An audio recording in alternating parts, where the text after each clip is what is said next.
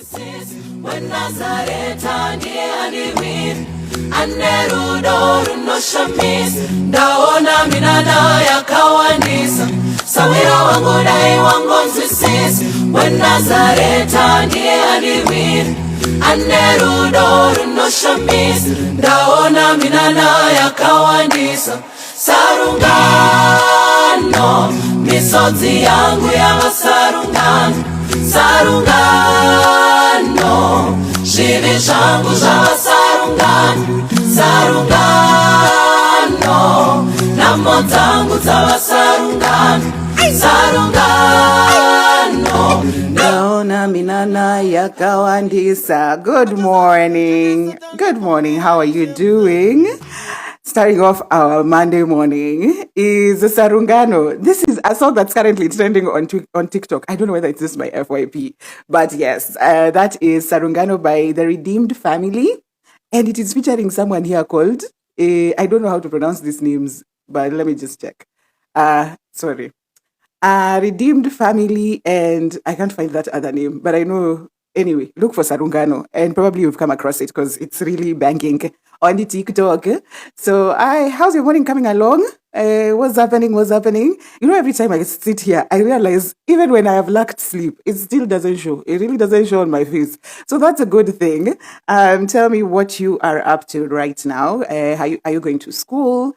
Are you just like tucked in bed? Are you already at work? Are you dropping off the kids? It's August, or maybe kids have closed school. I don't know. You tell me. But me, I'm having a good one. I only had 2 hours of sleep as usual. Nataka muniombe. I'm going through a lot of problems. Na hizi shida ni mimi nilijitakia. But today, before we start, you might have been lost. This is the In All Honesty podcast on our TBC radio show. It comes to you every Monday morning from 7 to 9 a.m. right here on Instagram Live with me, Oliver Rao. And today we are discussing family dynamics. And this is how pocket power influences the different relationships in the family. So I don't know if you saw my prompt. We were discussing how different the level of success between the siblings warrants how the dynamic will change while the siblings are interacting. And we also know the kawaida things that we experience when the money, the loyalty of the parents shifts where the money is going, or rather the most successful child. Orika Gika, good morning to you too, love. How are you doing? Let me know what you are up to this morning. But we are talking about family dynamics, especially related to pocket power, and that is the most successful sibling compared to the sibling who's trying to get there. And also with this, we also want to discuss favoritism. From the time people were kids and as they continue to grow up, there is clear. So, is the most favorite one usually the one who becomes most successful, or is it the other way around? The one who's neglected is the one who becomes successful. I'm also wondering about this dynamic in the bigger families, because I guess in the bigger families, there are kids who go completely unnoticed.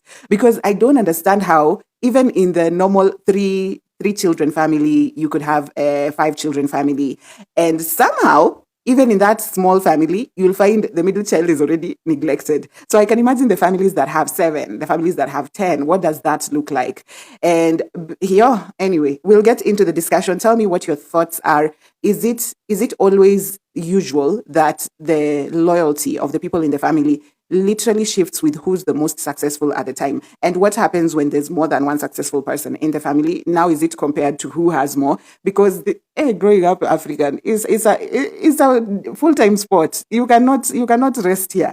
So some of the things that I was thinking, could each parent have had a favorite child? And how does that then work? Because I know I was told for the longest time, you are your dad's favorite child. But it really doesn't matter if your primary parent is your mother. Like, you spend 90% of your time with your mom, right? So you will gain more if you are my mother's favorite child than if you are my dad's favorite child. He was out looking for money, right? Children free, you're saying sometimes unnoticed kids are lucky. What do you mean by lucky? Because the neglect is not cute. But also being left to your devices is usually very nice, because I know being the middle child, I was sort of also easy to raise.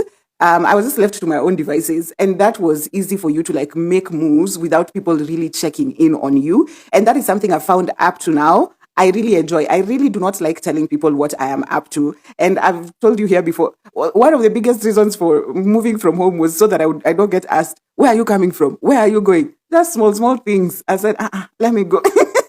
And it's not like I even used to leave the house that often. It's not like I was a wild child who did a lot. But on those 2-3 occasions when I left the house, I didn't want to be asked where I'm going. And I just don't like questions. I don't know what about that is with me. But Children Free, you continue to say, I don't think it's an African thing. It's a parent thing. And it's a parent thing and any parent. Okay. So I don't know about I don't know about now white people, because even the topic that we were discussing last week, you remember, I don't remember their username. There's someone who was telling us we've adopted a lot of like parenting things from the West. And that is because even things like gentle parenting, we associated a lot more with white parents and not so much black parents. And we as Africans, hapo kwa gentle, maybe you go use the fabric softener. So there's a fabric softener called Gentle. That's all you get. Jackson Tutor, you say, sometimes having more attracts more attention and unrealistic expectations. And that is very true. Because even there's something that I mentioned in my teaser is the most successful, the most successful sibling sort of becomes the one who is looked up to for most decisions. And I don't know if these siblings actually get that, because me, I know small decisions, you ask me 1, 2, 3 times, I'm done. So yes, does it go with the saying, to whom much is given, much is expected?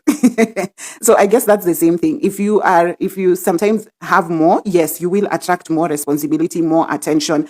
Unrealistic expectations is also really wild. And this is why now we talk about boundaries. I know boundaries is such a buzzword right now, but then how do you even establish them? Because it's so easy. We've glamorized establishing boundaries so much. We don't realize how difficult it is to actually tell people no, or rather just change the entire dynamic of the people you've been interacting with. Because if I was paying school fees for everyone in the family, I was taking care of everyone, and then one time I just decided, no, imagine these are not my kids, you take care of your kids. Then how does that then work? Do I become the hated one? Because we also talked about you being the convenient one, but not being necessarily the one who's liked. And sometimes, once this money is gone, or once this power or whatever authority I have is gone, then I will not command the respect and the love that I currently have. Children Free, you're saying, when you are unnoticed, you're never on the light, center of attention. When you're unnoticed, you're never the center of attention. I don't know how other people feel about it, but me, I really don't like attention on myself. So I'd rather just be up to my own things without being questioned, without being asked whatever it is that I am doing. But growing up, I don't think I liked it as much. I don't think I fancied not being noticed. And that was majorly, I don't even know if it's because of being a middle child. I think it was mostly because I was also an easy child to raise. So when you're an easy child to raise, you don't even realize when you're accumulating trauma. It's only later on that you're looking back and you're like, I really can't put a finger on it, but I feel like my siblings are not as alert, they're not as reliable as I am, but you really don't know what that is. If you're just coming in, this is the In All Honesty podcast on our TBC radio show that comes to you every Monday morning from 7 to 9 a.m. right here on Instagram Live with me, Oliver Rao. And today we are discussing family dynamics, how pocket power influences the family relationships. And Children Free, you're asking me, what's your definition of successful kids, though? For me, it's just money. I mean, how else are parents looking at things? And I remember this one time, a cousin of mine was complaining to me, and she was just like, my parents are really up my ass, go do this, go do this. And I told her, it was very simple. I told her, whatever it is you want to pursue, because she was pursuing something that is not really in the line of, growing up in Luo families is not easy. So if you're not pursuing a major line of career, Luo families, you need to be a lawyer, you need to be an engineer, you need to be a doctor. These other things, I don't know what you're doing. So while she was trying to navigate whatever it is that she wants to do, there was a lot of external voices for, you're not serious, you're not doing this, you're not doing that. And I just told her, the only time you will actually command respect, or the only time they will actually leave you to your devices, is once this thing starts to bring in money. You've seen how parents be on their daughters' cases for, get out of here, you're very loose, you're throwing yourself at men. Once the money comes in, do you remember that it's prostitution money that you're eating? So at the end of the day, when I talk about successful kids in the family dynamic, I look at it in terms of money, the sibling with the most money. A lot of responses are coming in. Let me read them before I lose them. Children Free, you're saying sometimes to an extent, it feels like when your parents ask you for money, it means they love you. Hey, who did this speech for me? No. Is being asked for money mean they love you? I actually feel like the siblings who are not asked for money and are actually supported by the parents are loved more. And then the ones who are not liked are the ones who are asked for things. I don't know. This is a very interesting twist. If anyone else thinks that, please let me know. Jackson Tutor, you are saying, I think boundaries in African informal setup is often decoded as rudeness. Clock it. Dealing with Africans is terrible. Abego. Hey, it's not exactly terrible, but but yes, it is often when you show your stance, it's considered rude, and that's all you get. Like they just you Abego. You want to disrespect us. You don't want anything to do with us. You don't want to support your family. And I feel like this is almost related to the topic that we were discussing last week, where some parents are very manipulative. Some parents are not good parents. And I will just say it out loud, even as a child-free person, some parents, I just be looking at you and I'm like, you are not fit to be a parent. There is no way you are a good parent. I know you're not supposed to judge, but right now it's not looking cute on you. It's not looking cute as a parent. Oh, Costo Juan, good morning. Oya Orenya Thinya say, Oya Ore to you too. How are you doing? Tell me how you're doing this morning. Kwani wasanii wanaamka mapema hivi? Children Free, you're saying, we only ask help from people we love. We only ask help from people we love. Do you know I can fight you on this point? I really can fight you. Like, let's take it outside. Because what I realized as also being a convenient child and someone who's really attracted users over time, I know that I know people who ask, people who've always, let me use my own example. Everyone who's ever asked me for money, when I sat back and looked back at the dynamic of our relationship, even if it was friends, even if it was sibling or a relative, I realized they didn't like me. They really did not like me because a lot of times, even the money is asked from a point of they've not even checked up on you. It's just, Olive, I need this. Olive, I need this. Olive, I need this. Have you ever thought if Olive even has the money? And I remember before I healed my people pleasing, I used to even take a loan to lend out money. So I'm left here paying out a loan and this person has gone quiet and then they've used their money and they've gone. And sometimes they don't even pay it back. I really don't know if I would agree with you that being asked for money is actually it actually shows love. In my experience, it never has been. It never has been. And sometimes I look back and I realize when I started saying, no, I don't have the money, all of a sudden, these people have never talked to me. It goes for years even before this person even checks up on you. So I don't know how that then relates to money. And you've seen even parents who sometimes when their kids are not like giving them money or are not supporting them in any way financially, they sort of just like ice out that child. So I don't believe, and if you attach any form of positive feeling to money, abego, hey, the pit that they've dug for you is deep. And you're saying sometimes it's not money, it's public view. I don't know about this because for parents it's very cutthroat. For parents it's very black and white. It's just the money. Abego, you are in the arts, eh? You're doing whatever it is you're doing in the arts. Is it bringing in money? Because I remember I had the hardest time in my family because I'm also one of, I think even in the extended family, I'm the only one in the art scene. So we're just like, what is wrong with this girl? What is these jobs you are doing? We don't know what you are doing. So it got to a point where I used to describe my job as a hustle because no one knows what I'm doing. Even me, I don't know what I'm doing because I was among the first people in social media management. People are like, social media is a job. I was among the first people who were like in writing gigs, entertainment writing. And like, these things are paying money. So a lot of times, even me when I was trying to figure out my career in the art scene, it just didn't look like a career. But once the money came in and I was sort of comfortable, I was paying my bills, I could send some money home, everyone just left me. Everyone was just like, oh, cool, I guess she's fine. But when they do not know what it is, hey, my goodness, out of it. Good morning, Cherie. Good morning, beautiful. How are you doing? Tell me what you're up to this morning. If you are just coming in, this is the In All Honesty podcast on our TBC radio show. It comes to you every Monday morning from 7 to 9 a.m. on Instagram Live. And today we are discussing family dynamics. How does pocket power influence family relationships? And how does this even relate to the most favorite or the least favorite child growing up. Because sometimes the least favorite child really works hard for the validation. They go to med school, they study, they become successful. And then now you can see your parents start to give you attention, and that's really good. And now you might be scared to ever lose this. Is it that, or is it the most favorite child who's often affirmed and therefore they're able to go out to the world and get things for themselves? I do not know if these two dynamics exist, but I know for the neglected child, neglected child, you they work hard. You they work hard for validation, and once you get there, it is very difficult for you to lose that thing. I think your most fearful moment is for you to ever lose either the power or the money that you've gotten so far, because that's the only thing that is giving you respect from your family. And it is funny that even sometimes, even the birth order doesn't count when it comes to success or money. Nedi Subela, good morning, y'all. Good morning, love. How are you doing? Umefika mapema leo. And Children Free, you are saying, I disagree. Bad parenting has nothing to do with continent, African, Asian, or whatever. A bad parent is bad because they are bad. That's true. But I speak in the African context because honestly, I cannot speak for white people. And you see, their culture is very different in the way they raise their kids. I don't know about Asian, but I see a lot of similarities. Maybe going back to the podcast last week, they also beat their kids. Maybe that's the similarity. But I do agree. A parent could be a bad parent, even white, even black. And we've seen a lot of it actually when you're scrolling through social media or when you're just consuming content online, you'll see some bad parenting, like those living tiny houses, those two families. I've seen some, I'm just like, why would you abandon an entire life where there's stability for your kids to live in a moving truck? And you are supposed to teach your 8 kids how to, you're homeschooling them in a truck. I've seen some. Me, I judge. I just be judging because now you can't throw it to my kids. You can't tell me, even your kids will suffer. Which ones?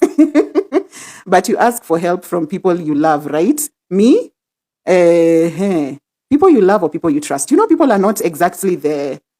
I don't know. Me, I'm those people who doesn't ask for help. I'm those people who I die by myself. So I don't know how I can respond to this. But I feel from my experience, the people who've always come to me because it's convenient, really they were not people who liked me. And once that convenience was not accessible anymore, they disappeared. They genuinely disappeared. So I don't know about your experience. You can tell me if for you, the people who've come to you actually love you, or the people you go to actually you love them. But in my experience, the people who come for you for problem. They never liked me, not one bit. They were just sure Olive is convenient, and that's just about it. Gure Charity, you're saying, just got here. Have been waiting to join your live for far too long. But I'm always late. It's very early in the morning, but do not worry. If you miss the live action here, I usually upload it and you can catch it where you stream your podcasts, whether it's on YouTube, AfriPods, Spotify, whatever that is. The Don Mar naona umeingia, ndo kuingia Aces Arusha. Children Free, you were saying, I once did alcohol promotion from a foreign brand. I was earning good money, but my parents never cared about the money. They just didn't like the alcohol thing. I guess you have good parents. I guess your parents are they really stand their ground. I know most parents, so long as it's the money, they really do not care. So kudos to your parents for that. I really would give them that, because I've seen some parents, toxicity is just peak. And this is actually, if you listen to the podcast we had last week, it's right up there. Some parents are not really okay up in the head. So money ain't the reason. Public reputation means a lot to them. I abandoned family, and living in a moving van is freedom. We all want that. Freedom. Okay. Oh, I don't know. I completely do not even agree with half of these things. So money ain't the reason. Public reputation means a lot to them. I guess public reputation is part of it, but I can't say that these two things are mutually exclusive. But money is a huge thing in African families. It definitely is. Now, about public reputation, if your family, I see this a lot with middle-class families. If they need to maintain a particular image, then they are very keen to see what the kids do, and they sort of micromanage whatever it is the children are doing. And sometimes you get helicopter parents. Helicopter. You get helicopter parents because they are very keen on, you must do this. And once you have a control freak parent, I am so sorry, because the suffocation is real. Abandoned family and living in a moving van is freedom. We all want that. We all want freedom, but do not drag your children into a low quality lifestyle because it's freedom for you. If you want freedom, don't have kids. It's as simple as that. But once you bundle up, I'll send you that family. I don't know if I'll find it and attach it. There's a family that's living tiny. They're living in a moving van. And they actually joke about how they like having kids. So they have right about 8 kids. 8 kids in a van. And these kids are not going to school. They're being schooled by their parents. Even if you get homeschooled usually works for families that are a bit smaller, like maybe 2 children. And as a parent, how do we ensure the quality of the education that you're giving your children if you're the one who has to teach all the subjects to 8 children? Like how are we sure of that quality of life? All these children cramped up in a van together. Like what? That one I don't agree with you. I don't agree with you. If you want freedom, don't drag children into this. Once you have children, your responsibility changes and you will have to make some decisions that really do not favor you for the sake of your children. And this makes me so angry because I see so many people who are still very self-centered and they have children. So don't drag children into your nonsense. Once you have children, you need to act right. And you continue to say, I doubt if people love or like me, but I don't care. I love my dogs and they love me. That's important. Okay, now here. Okay, fine. Then how does this then answer the question we were talking about, where do you go to people who you love for help or money, or do people who come to you to ask you for money are necessarily people who love you? Because that's exactly what we were trying to answer when I asked, do you go to people who you love for money? Nedisi Wabella, you're saying most parents are people pleasers, so they also force it down our throats. That's true. And we talked about the older generation being the kind of people who really toe the line. And I think it's the Gen Z. I think it's the Gen Z. For the first time, we're seeing a generation that's questioning a lot of structural things.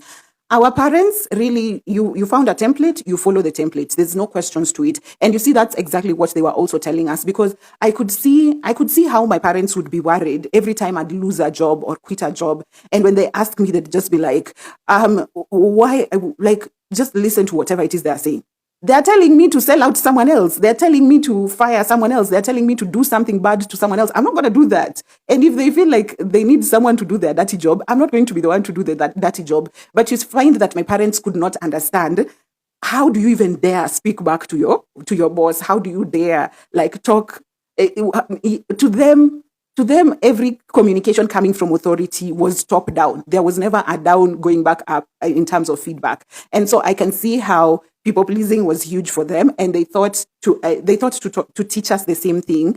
Just toe the line. Don't create. Just keep the peace. Keep the peace. Toe the line. Do what you're told to do. Do as the template has told you to do, and you'll be fine. But we do realize nothing good. Especially me. We have an episode in season 3 talking about the goody two shoes child. I was a goody two shoes growing up, and I promise you, nothing good ever came out of being a good girl. I promise you. Maybe for boys it's different, but for girls, ain't nothing good ever came out of being a good girl. So people pleasing will get you in spaces you will hate. You will hate. So if you can heal your people pleasing, I beg of you. I beg, heal. The Don Mario saying, all eyes on me. And then Gure Charity, you are saying, yeah, it's freedom when you don't have kids. Living in a van with 8 kids is wild. Crazy. I don't even know why CPS has not come for those kids. Because what do you mean? What do you mean? And last week I said, if we had a working child protective service in Kenya, so many of you wouldn't have your children. So many of you. Because sometimes you are pulling the most nonsensical things out here. Jackson Tutor, you were saying, come to think of it, kids in a van. Yeah, I'm not for that one. That one I will fight. Let's meet outside. Let me read another one here. Children free, you're saying, and that's where cutting them off comes in. Whenever they start people pleasing, cut them off. Who are we talking about here? Is it the parents? The parents, you'll find them already people pleasing. So it's you who gets to a point where you realize the dynamic you have with your parents is unhealthy and decide to either cut off that relationship or continue with it with your boundaries up. But cutting off is cutting off is something we've glamorized. We've glamorized cutting off people who don't do you right, even your family members. They are stressing you, cut them off. What we don't talk about this cutting off is how difficult it is. The trauma you will go through, even the grief of losing a parent who's alive because you've cut them off because of the dynamic you're having, is crazy. So I know that cutting off people, even when it comes to family, is very possible, but also prepare for the grief and the mental agony that's going to come with that, because it's not easy. And sometimes you'll just, I don't know. Sometimes there's something in us that isn't healed. And this is something I mentioned in my book, in Can I Unsubscribe chapter 4, Fake Friends. I mentioned how sometimes you see you're the good friend, you're the giver, you do a lot. And there's this friend who takes, and all they do is take. But if you sit down and analyze, introspect, you find that even you have a savior complex of sorts. Even you get a high from helping people. And that is something you might not want to admit to yourself, but it's very important if you sit down and analyze, why am I in this relationship where I'm giving, and I never really take myself away from it? You'll find that there's something that gives you a high in that relationship that you're just not willing to admit to yourself just yet. And Nedi Subela, you're saying, nobody asks me for money. Unemployment 101. That's the trick. That's the trick. I don't, I'm so embarrassed, and Karen Nyamu has disgraced us so much, but there's one thing she said, but that I actually agree with. Once you spoil your name, you live a very good life. Like for me, once everyone just knew that I'm the child who will swim against the gradient, everyone just left me to my devices, and nothing is ever a surprise right now. Like someone in the family will hear Olive has done something, and it will just be like, yeah, I'm not surprised. And it's just easier when you've already ruined your reputation, and now you can just live for free.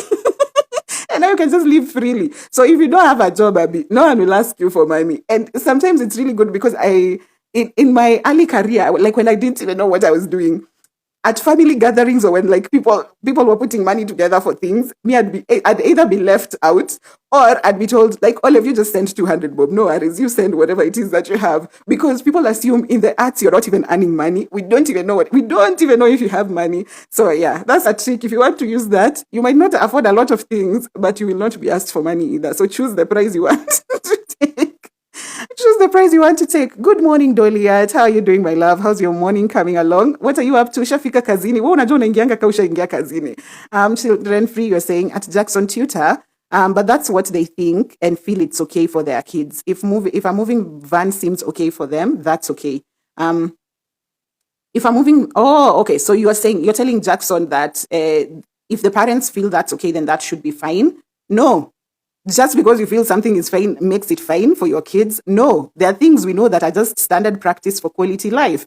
You will not bundle up your kids in a van and we're supposed to leave you because of free will. No. There are things kids should have access to and good access to. And if you're not providing them with those things, no, go and sleep in a cell somewhere, because I do not agree with that one. I do not agree with that one. I'm very passionate about giving kids quality life. And that is why you'll see me fight with people who want to. Last week we mentioned people who start dating. You've gotten pregnant to someone who you don't even know 3 months in. Now we've normalized this baby daddy, baby mama drama all over.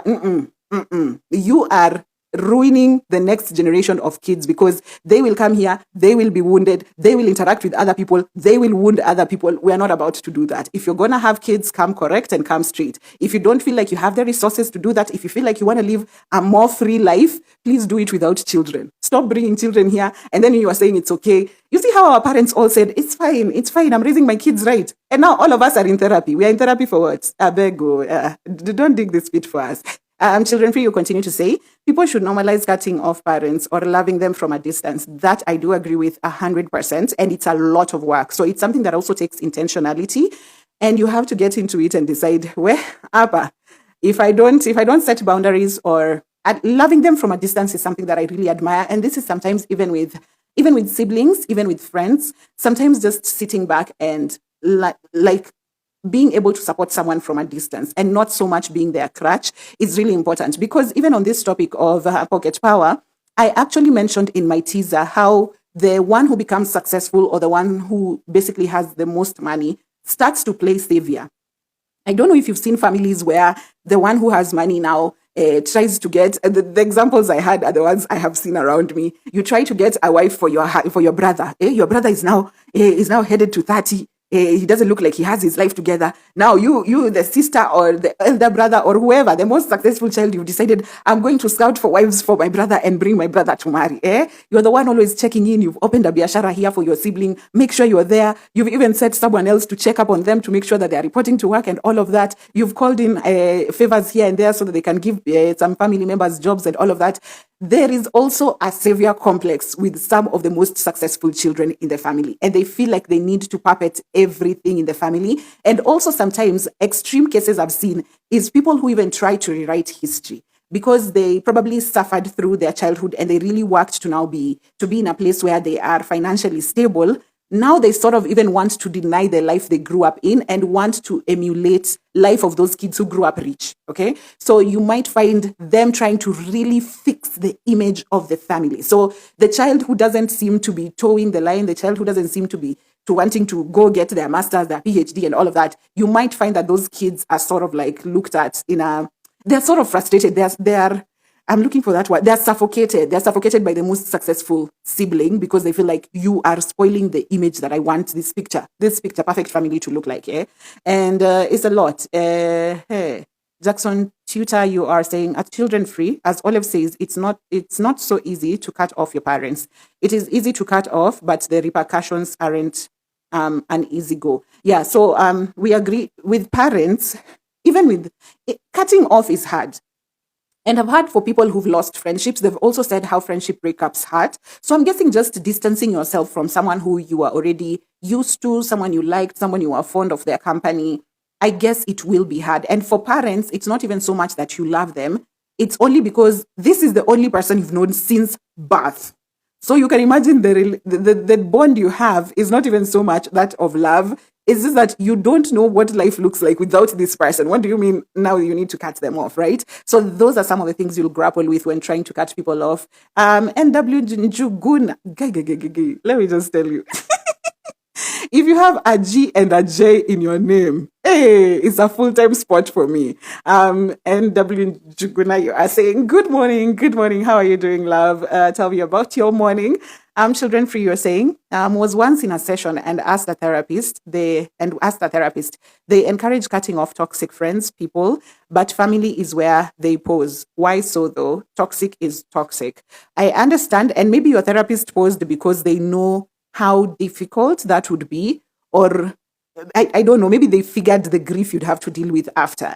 And also, let's not look at therapists as not being human. They too know, they have their biases, because you might go to a therapist who actually believes your parent is your parent, no matter what. So at the end of the day, maybe they paused because they thought of the grief that you might go through, or even them personally, therefore you can't cut your parents off. So at the end of the day, also remember therapists are human. Therapists are human, and also cutting off family is more difficult than actually cutting off like friends or people you've met along the way. Because if you see me, the way I ghost people out here, very easy. But family, even when you're not seeing eye to eye, somehow you'll just pick up that call with your heavy heart. You'll just pick it and be like, what are you saying? You'll still, with family, it's very difficult. It's almost, and when you come from maybe when you were raised in a toxic home, there is Kidogo Stockholm syndrome there, where both of you are feeding off this dysfunction that is here. Angure Charity, you are saying the kids might require years in therapy. Me, by the way, I look at some of your kids and I'm just like, I hope you're putting together a trust fund or you're putting money aside by the time they're 18. Waanze tu kutafuta psychologist kwa sababu the way you people are raising kids is not looking cute. Children free, you're saying, as an individual, I would be glad growing up in a van, exploring daily as an individual. Yes, as an individual. Once the kids come into play, I think certain things change. And I realize, like, this is a topic that we discuss all the time, especially when we're talking about the security of girls. If you're raising a daughter, it's easy for you to be the kind of person who, I like hosting, people can come to my house all the time. But once you have children, your house cannot be a place where guests come in and out. If you have a daughter in your house cannot be a place where male relatives or male friends come in and out. So there are things that are okay with you, but once a child comes into play, Abego, you will have to sacrifice. We really have to sacrifice for our children. It's the price you have to pay for having children. You have to protect children at all costs. Saint Jojo, you are saying, the last 2 years setting boundaries for friends and especially family has really helped me. Yes, the rewards are there. The rewards are really there. And sometimes that setting of boundary weeds off the bad people. Sometimes they don't even wait to see you fight it out with you. Sometimes when they just realize they don't have unlimited access to you, the ones who really were just there for convenience just weed themselves off. Imagine they just go. So it is a hard thing to do, but it is an important thing to do. And I'm super proud of you for doing that. The Don Mario saying, see Olive saying what I am typing in response to at Children Free. Just because you think something is right doesn't mean that it is. And it's just the last video I watched on TikTok before I slept at 3 a.m. was someone who was saying colonialism was what's it called? Colonialism was legal. Slavery was legal. So if we look at the things that we perceive as right, it might not be necessarily right, especially when children come into the scene. So that's something that we have to be very keen about. And if you ever plan to have children, me nakuombea too, because at this point, I beg, you have to step up. You can't live like the rest of us just doing the most. I have a friend who knows me since before. This is Saint Jojo. I have a friend who knows me since before. She tells me how I used to suffer. Then, someone looking in from the outside. I've had those. I've had a friend of mine who later on, not a friend per se, but someone who just knew me. We were sort of acquaintances. And then we got closer later on.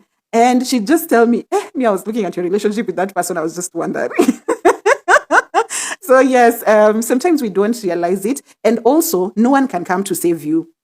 Also, to the siblings who think they can play savior, you really can't save that sibling of yours. They have to make that decision for themselves. So if you're trying to save them from an addiction, you're trying to get them a job, you're trying to get them to get their life together, they cannot do that until the day they decide for themselves. And this is something that I tell people, even who might be struggling with people around them who probably have mental health issues or probably have an addiction of sorts.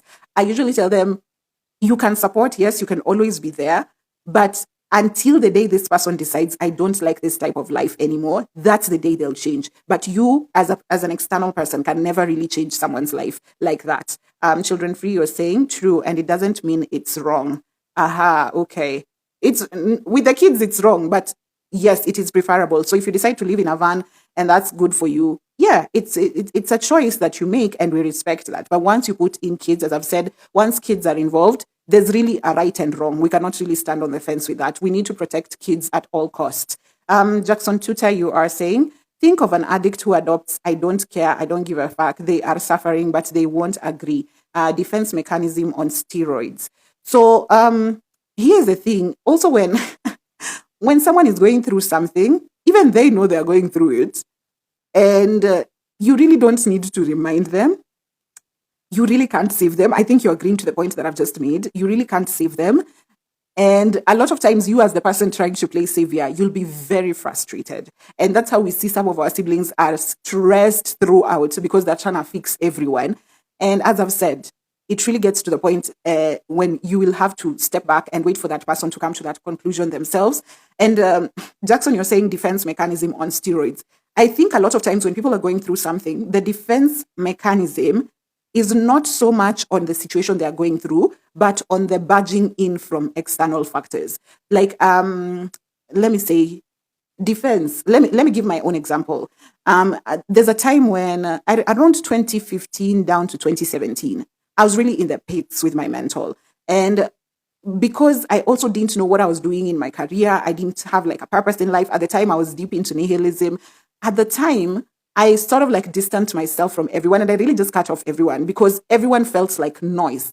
Everyone knows what you're supposed to do, and whatever it is that they're telling you to do, you just cannot bring yourself to do it. I don't want to sit in a sales job and do that sales job CG for whatever. And people will keep on coming and telling you what to do. And for me, it was just like, by the way, munanibo. So the cutting people off and just being like, I don't give a fuck, I'm just not gonna do anything with these people, comes from, you people are smothering me, you're suffocating me, let me leave. And for me, I also felt like, I don't know why you're so bothered with me. I really don't be asking for money. I really be sustaining myself. So I don't understand why you really need to fix me when I can still survive on my own. And you realize that's where the control freak comes in. A lot of people are control freaks, and just let people be. Let people be, because you'll be here. I'm trying to help this person. They don't care. They're not even putting effort. Who asked you? That's the question we always ask people. Who asked you to help me? So you just leave me the way you found me. Eh?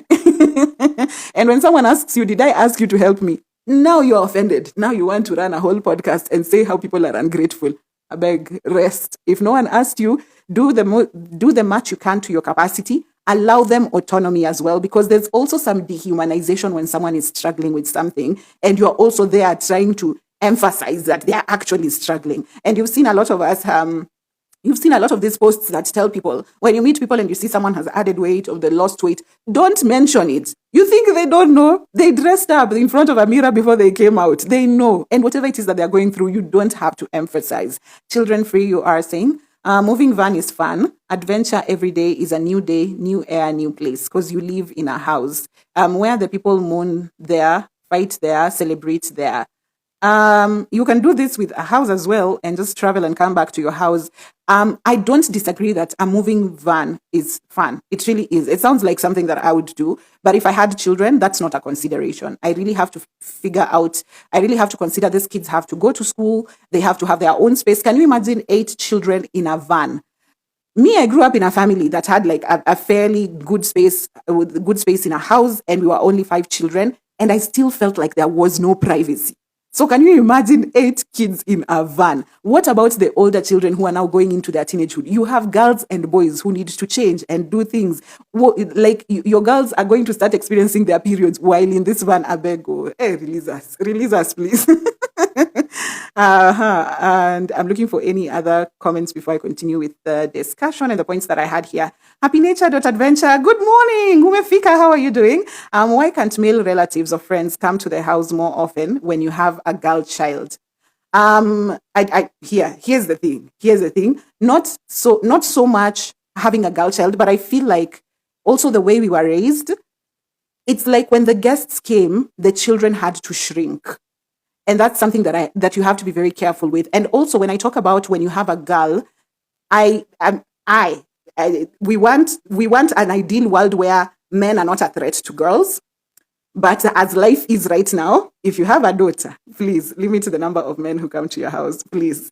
This is not a debate. We've seen it. Most of us who've actually gone through sexual abuse as kids, it was people who we knew. It wasn't a stranger. It was never a stranger. So that's something you have to be very careful about. So yes, if you have a daughter, you might have to limit the interactions not the interactions, but how men access your house. That's very important. I won't even debate with that. And also, there's something I saw on TikTok. I don't remember her username, but she was saying kids don't perceive things the way we do. So you have to be very careful, because a lot of times when a parent is interacting with a particular person, even if you tell kids, don't open the door to strangers, don't talk to strangers, but sometimes kids register, I've seen this person with mommy, and therefore this person is safe, okay? And so for kids, that's how they compute. They're just like, oh, I saw Olive with Don Mar, and so, yeah, it means Don Mar is our friend. Don Mar is someone mommy trusts, and so I can trust them as well. And you find that's how your kids are exposed, while you are thinking, and we really do not know. We really do not know. Sometimes we found out things about our friends and we're just like, okay, well.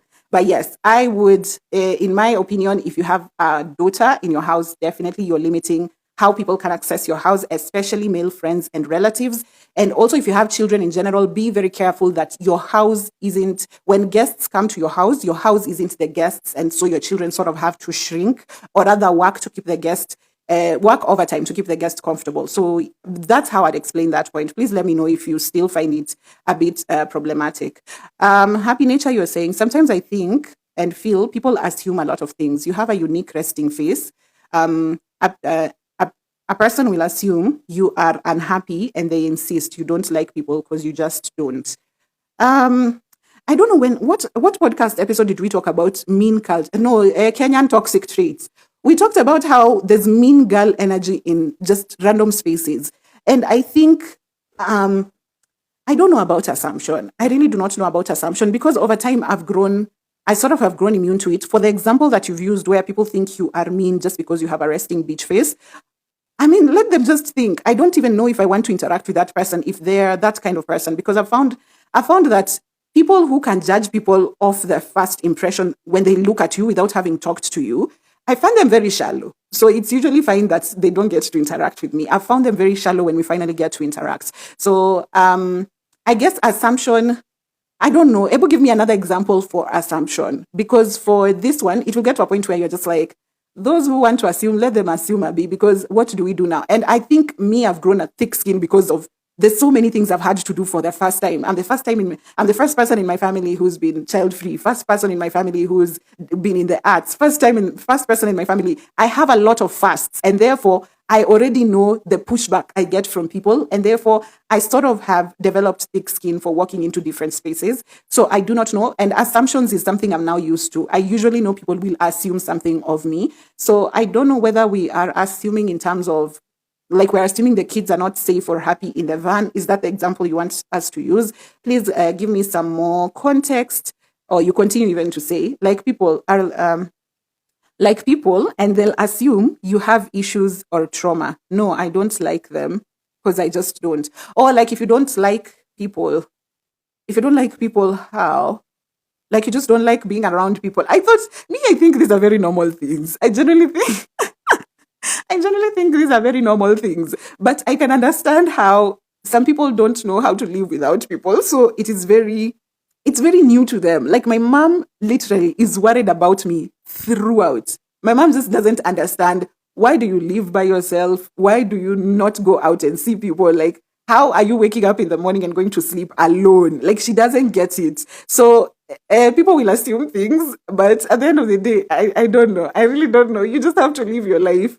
Happy Nature, you continue to say, in my opinion, distancing doesn't help. You can hide meat from a dog, but the dog moves freely. It won't eat your meat, but that doesn't stop them from eating meat. Hata kama sio yako. Distancing doesn't help. Okay. So they will, if you distance yourself, they'll find someone else to still use. Is that what you're saying? The analogy here has thrown me off a bit. But if you're saying that even if you're not getting used, even if you put up your boundaries, they'll find someone else to then use. And I do not see a problem with that, if that's what you're saying. Just don't use me. Me, I refuse to be used. Find someone else who's refused to use them. So yes, it doesn't fix the problem. They'll just find someone else to use. And I think we talked about this when we talked about, was it money? Which episode was that when we were talking about Aziad borrowing money and all of that? We also talked about how you can, how is it? Let me get my thoughts together, because the memory has gone. Okay. In my opinion, distancing yourself doesn't help. Or the problem doesn't go away. So if someone is relying on you for money, they want you to take care of the family and all of that, if you cut them off or if you distance yourself, their money habits or them borrowing from people doesn't stop. So here's the thing. Do you know when I stopped lending people money? When I realized the people who ask for money have me on a roster. So at the end of the day, you need to realize humans are smart. They have Oliver, Happy Nature, Hekaya Bookshop, the Don Mar. They go around. They go, Olive, can you help me 1,000 bob? Happy Nature, can you help me 1,000 bob? So out of all these people, one will send, or rather, if one doesn't send, the other person will send. So I realized we are on a roster. So, and the one thing I always tell my mom, and sometimes, but she's those people who, Nani is supposed to be done for this, Nani is supposed to be done for this. I usually tell her, Mommy, why don't we just wait a little and see if this person dies because you've not sent them or you've not helped them with this thing? And a lot of times, this person actually does not die. I have not seen anyone actually die from not being helped by someone else. So usually they have options. When you cut off your family, they will continue to live, in fact, very well. And you just will not know off whom are they living now. Sometimes they're still living off themselves and they are fine, but it was just nice to take from you. So I've realized people will live on. People will live on, and it's not your role. As I've always said, you are not rehabilitation for grown-up people. Do not save people. Let Jesus do his job. Do not save people. Hekaya Bookshop, you're saying, oh, my sweetheart is already live. It's 8 a.m. We only have a couple of minutes before we finish. Dolly Art, you're saying, at Happy Nature Adventure 1, why saying at 11 a.m., I need coffee for this? I don't remember the saying, but is that the meat and the dog? I don't know.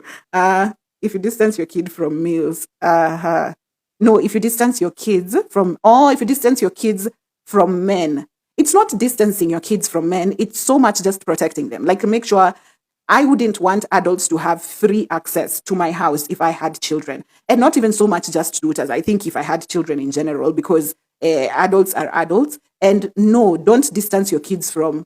I think I would say boys.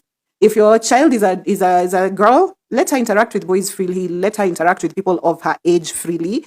But when it comes to adult-child relationships, you have to be very careful about that. I think you have to also helicopter around it a lot, but I don't think we can trust adults like that. And sometimes even we've seen even if you've been done dirty by your very own friend. Can you imagine what people can do to children? Me, I'm just like, with kids, you really have to protect them. And I'm not saying don't have relatives come over, don't have male friends come over. You just have to like really observe, look out for the smallest things. You really have to be alert. So I'm not saying don't have them. You just have to be keen now when doing that. Emily Wilson, you are saying, in my opinion, sometimes being less favored is a mindset or poor communication. Less favored, is it in terms of the family where you're not the favorite in the family? Or poor communication? I really need to understand. Please give me the context for this. Sometimes I'm discussing so many things, I lose context of something that we might have been discussing. So I'm so sorry about that. Sometimes we think we are less loved because of miscommunication. We think we're by our family. We are less loved by our family. I don't know. For me, there was very stark difference in how, like, my sister would get my favorite. My sister, who was my mom's favorite, there was stark difference in how she'd get treated and how I'd get treated. So I don't know if it's miscommunication or poor communication. And as well, I really humanize parents. I really do humanize parents because even they are doing this for the first time. And even they have their own favorite. They have their own favorites. The same way you have your own favorite teacher, friend, whatever. So I really do not blame them. But at the end of the day, I don't know what you mean by miscommunication. Is it something they are doing that you are interpreting wrongly? I need to understand. That one I need to understand. And if anyone else actually gets it, please let me know. Please give me like better context. Hekaya Bookshop, you're saying, to be honest, I don't lend people money. I stopped killing myself for others. Let me tell you, Maina, binadamu ni kupe. You know what is funny? Let me give you a small story. So there's this person who was my buddy. So one time she calls me and she's like, hey, I have this project coming up. I need to work on it this week. The clients haven't sent in the capital for setting up. So can you lend me this amount of money? I must send it back by next week. They should have paid it out by next week. So I sent her the money. It's now headed to a year. Let me tell you, this person is not. So what I found out is that they actually limited my access to their Instagram. Now, I haven't contacted them on WhatsApp, but it got to a point where I started checking up on them just to see if they're okay and not so much if they, and not so much to pay back the money. I was just like, are you okay? Because at the time, even when she was working on that project, it was so hectic for her. The responses weren't coming through. And then, because we're in the same social circles, do you know I've met this girl so many times in so many events, and she just walks past me. She behaves like she literally assumes she's not seeing me. There's a day she was seated on the chair right opposite me, and she looked right past me, did not greet me, did not say hi. She just, like, I've been meeting her at events. So sometimes it's just funny how people act. It's really just funny how people act. And at the end of the day, bookshop ukisema watu nikupe. It really is. Your love language is not your mom's love language. Emily Wilson, you're telling me your love language is not your mom's love language. Abego. But me, I'm the child here. Me, I'm telling you people, if you're going to have children, you really have to compromise on these things. You also cannot think a child is thinking like an adult. So I think you really have to come and meet your child 80%, not so much 50-50. But I do understand my love language is not my mom's love language. I would understand in my adulthood if I had that information and I would know how to do that. But what happens as a child? I'm 5 years old, I'm 10 years old, I'm 15. What do you mean we have different love languages? How am I supposed to know this? I'm the child. I mean, I know we are both doing this for the first time, but I'm the child. That is something that I keep insisting in all the discussions that we've had around family. At the end of the day, when you are the parent, we are not putting any responsibility on the child until later on. When they're adults, they can make decisions for themselves. Now they live in autonomy. Fine. But when you're a child, don't tell me about love languages and I'm 5. It's the mother to pick out what my love language is and try and meet me there. So I don't know. I don't know about that particular one. But for the parent, you hold more responsibility. If it's a parent-child relationship, you definitely hold more responsibility. If you're just coming in, this is the In All Honesty podcast on our TBC radio show that comes to you every Monday morning from 7 to 9 a.m. right here on Instagram Live with me, Oliver Rao. And today we were talking about family dynamics, how pocket power influences family relationships. I don't know if we've talked about that so much because I feel like maybe we what is it called? We went away, we veered away from whatever it is that we were discussing, but we'll continue because the discussion is still important all the same. Hekaya Bookshop, you say, I also support the people who say cutting parents and relatives off because wanakutumia vibaya. When shall I build myself kama kazi ni ya Kanjo kusaidia tu? Hekaya Bookshop has the wildest one-liners. Kazi ni ya Kanjo. This is, I really do agree. Cutting off your parent, or it's not, it will be different for different people. Some people will cut off, some people will distance, okay? So cutting off is also very important.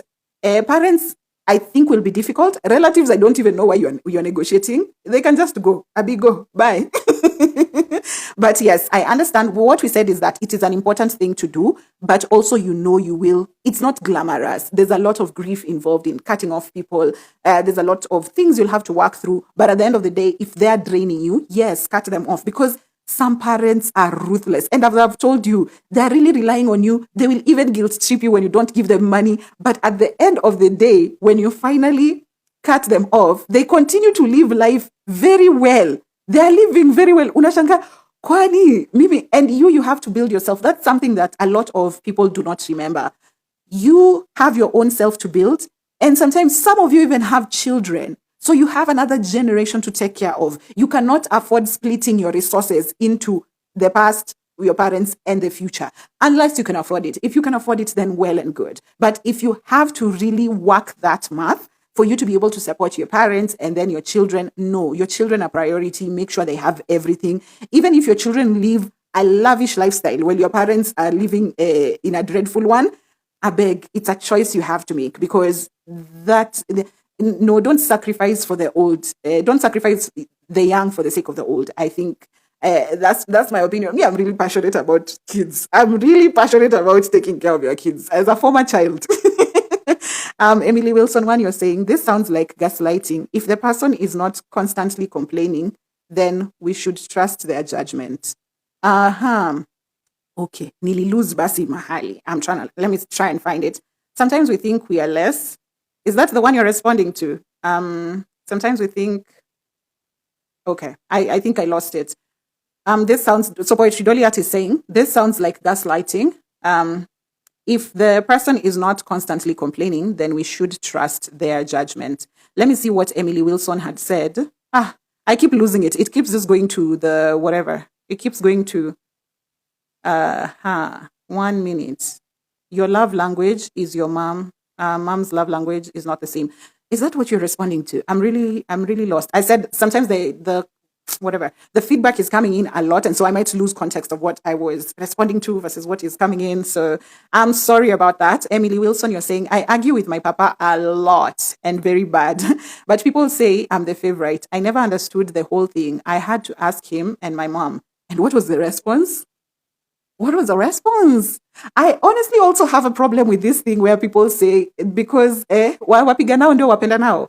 The one you fight with most is the one you love. I think that really skewed our perception of what love is. And I tell people to date, I really struggle to define love, because the people in the past who've told me they've loved me, they've not done things that made me feel good. And I don't know if I should define that as love. So a lot of people will come to me and tell me, I love you. And I'm just like, I don't know how to process this. I don't know how to talk to you. Because what do you mean by love? I think people in my past who said, I love you, they did things to me. And I was just like, is love supposed to feel like this? I thought love is supposed to feel warm, huggy, nice, right? So the idea of skewing love to feel like, that person, you argue with them a lot. And if you don't feel loved, why is someone trying to gaslight you that you're actually the favorite?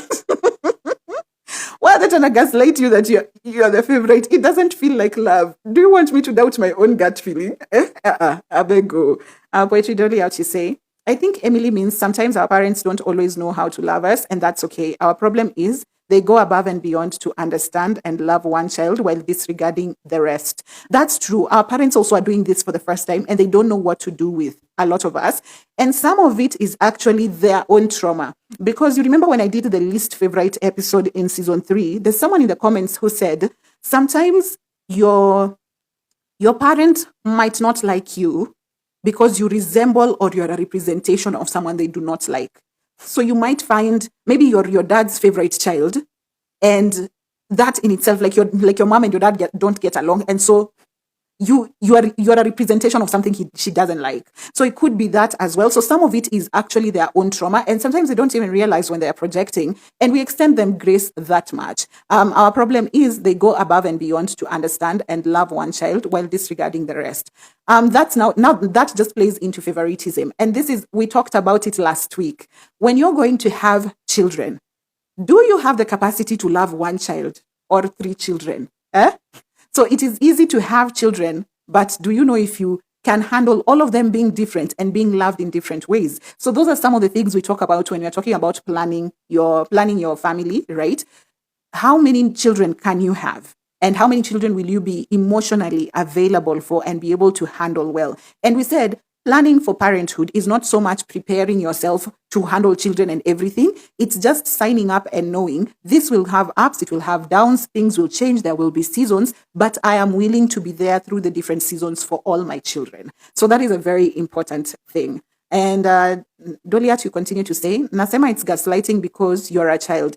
As the parents, it's your responsibility to love and honor your child. Yeah, I agree.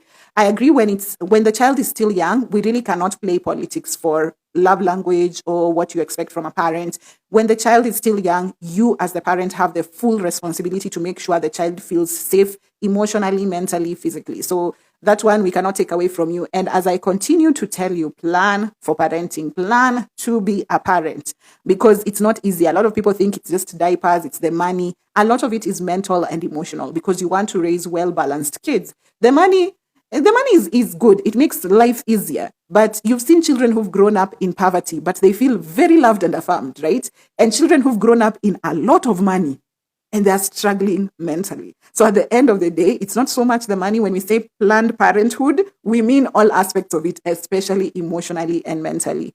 Eva, hey Eva, you made it. Eva Coxie, you are saying parents have favorites. It's clear, especially how they show up for different children in crisis.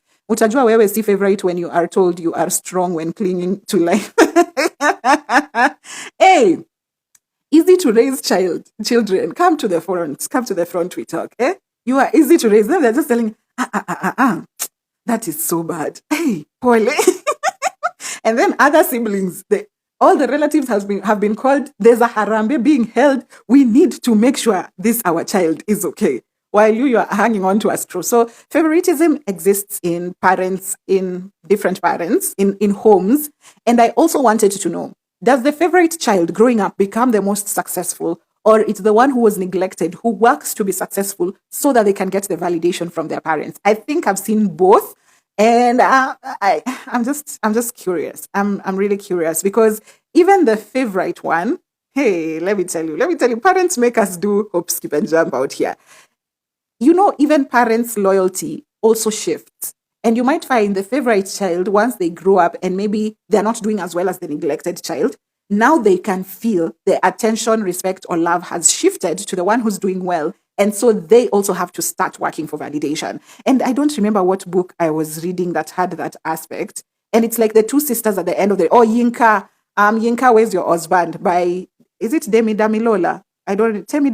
Yeah. Yinka, Where's Your Husband? There's that aspect where two sisters, their mom has a favorite. And then later on, when one of them now starts to, the favoritism starts to sleep, they start working for mom's validation, because mom's validation, mom's trust and whatever love has shifted to the one who's now doing well, has a good job, is always buying things for her and taking care of bills in the house. So then the kids sort of have, you sort of are working from your parents' validation throughout. If it's not one child, it's the other one. So those are the balances that we're talking about if you're ever going to have a family. I later learned that he sees me as daring, bold, and courageous. I stand on my own terms. I'm the only kid who questions him. So how does that make him your favorite if you're always fighting? I think for the kids who have seen are very tough-headed and are favorites of their dads or their moms, they are very affirmed in their tough-headedness. Kila siku, you'll see sometimes they'll even do something out of pocket and their parents will affirm them in that thing that they've done. So you being discouraged, I honestly feel like that will skew your vision of love if you continue thinking that the person you fight with is the one who's your favorite. I don't know. They should be able to affirm you in being bold and courageous. And also, are we ready for the conversation of some of our dads don't like us because we are not like our mothers? So there's that as well. If your dad was a misogynistic prick and you've grown up to be the one who want to be malleable like your mom, now they're just wondering what kind of daughter is this that I raised, eh? So yeah, there's this entire dynamics there that are so different. The Don Mario saying, poetry Doliat, yes, that gaslighting ni ile kubwa ya 13 kg. Not gas cylinder. Hey, umesema hii gas ni ile kubwa. We're not even using the meko. It's a big one. Poetry Doliat, you are responding to Emily Wilson. I think you don't understand us because you are the favorite child. Being a favorite child doesn't mean you don't argue. It means you're given space to explain what you don't like. Let me tell you one thing. If there's something people do not know, and I think we should start being more self-aware, is when you have a privilege, you usually do not know you have the privilege. And this is actually, it's a point I put out that we were supposed to discuss. Kids who are favorites don't know they are favorites. And this is something I picked even from the stories from the Randoms by Mary actually asked on her stories. She asked, how did you know you are the most favorite or the least favorite? And the most favorite kids sort of responded saying, I'm told I'm the most favorite, but I'm not, but I don't feel like it. I'm told but I don't feel like it. When you're experiencing a particular privilege, you never really know it. To you, it's that actually can tell, okay, I'm feeling some type of way. But usually privilege, you don't think of, when you're privileged, you don't think gym. And every time I was at the gym, someone would ask me, why are you here? And you see, for you don't clock that you have a privilege. So I do understand privileges are usually not clocked by the privileged. So even the favorite child usually doesn't know that they're the favorite. And I remember trying to explain this to my sister in our adulthood. And I was like, no, you were a lot of things were let's go for you. And you never really, so it took a while for her to sit down and be like, and by the way, Olive, why were you getting punished for what I was doing? And why were you accused of this? It's clearly someone else who did it. So once she sat down and we started like going back in the past and looking at different things, is when she was like, Dan, I would have never known. So even my sister didn't know she was the favorite. She just thought that's how things work. And you can see in her confidence when sometimes she says, I'll just ask mommy for it. And I'm just like, oh, wow, nice. I could never. I would have to write a thesis before I think about asking my mother for something, right? And for them, it comes very easy to them. So privilege is easily not clocked. And that's not your fault. When you are the privileged, it's not your fault. And you don't need to apologize for it, by the way. As the child, please do not apologize for it. But be cognizant of other people who did not have the same privilege as you and extend some kindness. That's all. But we don't expect you to apologize for being privileged in a certain way. Emily Wilson, you're saying exactly. Oh, Poetry Doliat, you're still responding to Emily Wilson and saying, exactly. It's a privilege to question your parents. It seems he lets you argue with him, but doesn't let the others. So you are the favorite. Oh, okay. In that sense, I see it. Oh, you could be the only one who can actually argue with him. Wengine is a death sentence. Okay, maybe if you put it like that, I guess. If you put it like that, I actually see it. And you continue to say, Emily, wakosa nao ndio wapenda nao. Oh, that's the saying. Poleni yake. I hated Kiswahili in school. A child who doesn't speak up is a child without a voice. That is very true. Someone who keeps to myself a lot, people wonder where that comes from, even my mom. And I'm just like, I learned how to be by myself and do things for myself. So you learn it over years. And by the time now people want you to thaw and be around people and share more things, you've just learned it for too long. It's too difficult to now break it down, right? Emily Wilson, you say, Eva Coxey, how can you not show up to a kid who can't make choices? It's not that they are loved, actually. It's not that they are loved. Actually, such kids drain parents. Ni venye tu ni wao, and they have no option. Uh-huh. Okay. I'm trying to understand this point of view. Parents drain kids. This we even talked about last week. Utazaa mtoto mwingine hapo ushangae kama ulizaa shetani. But at the end of the day, it's your child. You as the parent, you have to adjust accordingly, especially if they are the child. But some children will show you character development. There's a friend of mine who says, like when she was born, her parents were really happy and they were like, oh my goodness, such an easy child to raise. Hata hasumbui, so beautiful. Let's have more children. Walishanga. Let me tell you, walishanga sana. So if you think your firstborn is good, and you live a good life, and then you have a second born and they tell you why you should have not had a second born. But yeah, some parents rarely share their children's weaknesses. Do you mean they share their weaknesses with the children, or rather help out the children with their weaknesses? I really need to know that so that I can put good context. Poetry Doliat, you're saying, na respond to her saying, we may think we are not loved because of miscommunication. Oh, now I've discussed it. Now I caught on to it later on, and so I understood. Thank you. Eva Coxey, you are saying at Emily Wilson, you are assuming that the child I have referenced is irresponsible. So parents have a clear favorite, and it becomes clear when they see their parents in bother. They see their parents isn't. I see their parents aren't bothered by their life. So parents have a clear favorite. Cannot fathom that a parent can be flawed. Enyewe we ni favorite. Emily, wamesema any favorite. No matter what, our point of view, our POV is blurred to you. I doubt he does. Okay, Emily Wilson, you say he does. I'm just a daring kid. Kids have different personalities. And if kids have different personalities, they should be able to be affirmed in all their personalities. Like the different kids with their different personalities should be able to be affirmed. Hekaya Bookshop, you're saying, Sasa tuko kwa wazazi jamani. Looks like I have something to say everywhere. Hey, wazazi pia wako. In fact, the entire discussion was how family dynamics is influenced by pocket power. Usually the most successful child or the least successful child, and how that dynamic works. And we know the parents' loyalty usually shifts with the money. So yeah, that's something to be keen about. Emily Wilson, you're saying, you think it's good. I've threatened to sue my dad. Hey, in this Africa.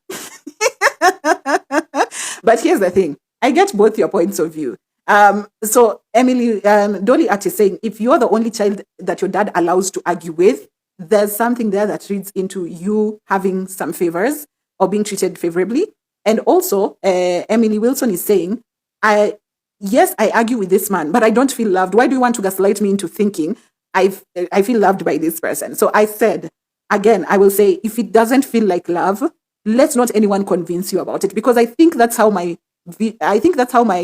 perception of love is also skewed, because it was sort of like, I love you, but why are you saying you love me and you're beating me? Why are you saying you love me and you're scolding me? You say you love me and you're punishing me. Like whenever the idea of love came up was when pain was being inflicted. And therefore it's very difficult to believe that love is supposed to feel like this. And for someone who hasn't unpacked that, they actually will feel like love has to have chaos. And this is something that I've said. A friend once told me, like, how can you say you and your boyfriend's relationship is good when you two have never fought? There are people who believe fighting actually is love. And that is because this perception was skewed earlier on in life. The people who claimed to love you were not doing loving things to you, but claimed that is love. So at the end of the day, these are things in your adulthood you'll have to unpack. But as a child, that responsibility is solely placed on the parent to make sure you feel loved and are treated as so. Ekaya Bookshop, you're saying sometimes it's manipulation, especially when the children are grown up. Parents need to understand that children have their lives to live.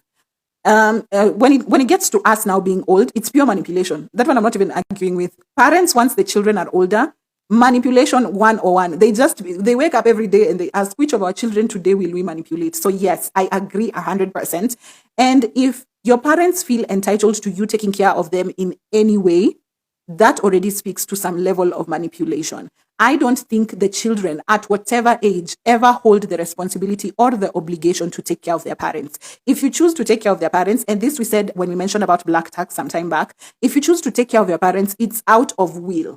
You are not obligated to. It's your parents who should have worked to take care of you and make sure they've secured their future as well. But if you get to a point and decide to also like help them out, you're helping them out of a good heart, and it's not your responsibility to. You might feel like it. You might feel like my parents really cared for me. I really want to give back to them. That's fine. But I don't want us to think of it as a responsibility. It is not. Never in the history of anything will the child have a responsibility towards the parents. I refuse. Eva Coxey, you're saying about finances, you cannot fill from an empty cup. Only help when there is obvious excess.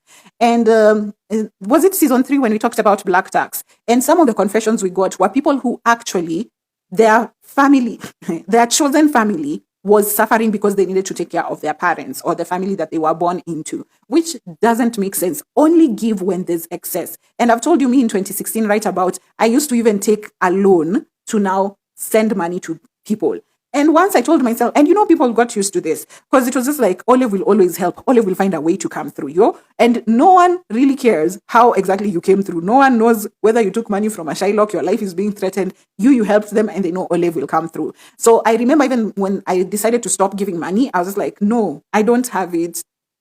I remember thinking, but this person has survived, because I don't know why at some point you really think you're the only one who can save them. But then I realized sometimes I started with delaying. I didn't start with just cutting off the money, lending. I started with delaying. Like, you'll ask me, Olive, can I have 1,000 bob today? And I'll tell you, wait, let me give it to you on Friday.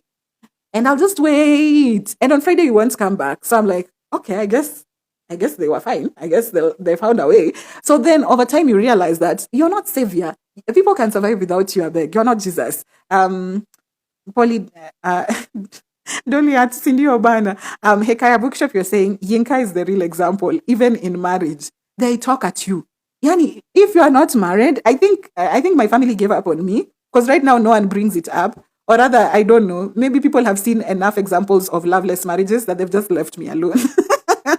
Poetry Doliat, you're saying, let me go buy tea bags za ofisi. I'll be back. Okay, sawa. Sijui kama utatupata. It's 8:47.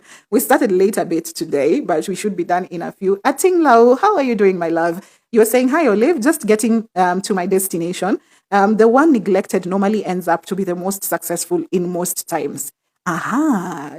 What do you guys think about this? The neglected child often ends up being the most successful. This is the most common one I've seen. And then now they start to help out the family to get that validation.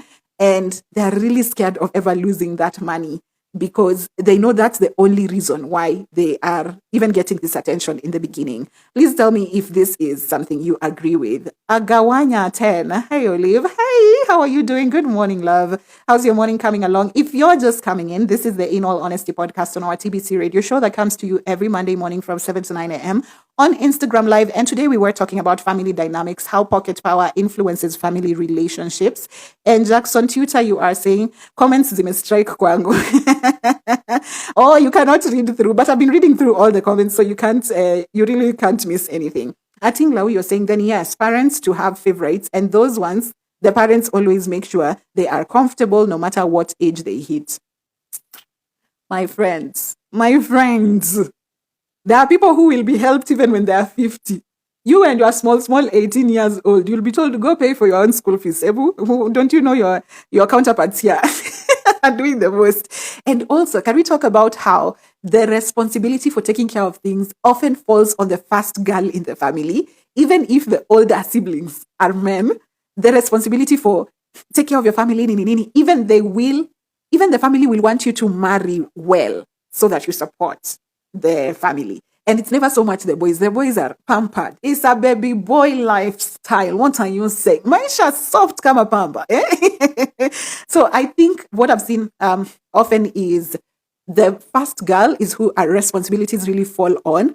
And the other day, while I went so there's a church group that came. My mom came with a church group to a church here in Nairobi.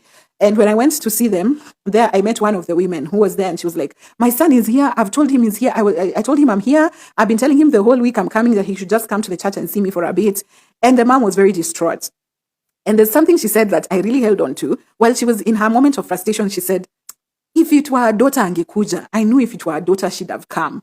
And I was like, oh, so you people know daughters are loyal. But it is when it comes to the favoritism that you decide to go with your baby boys.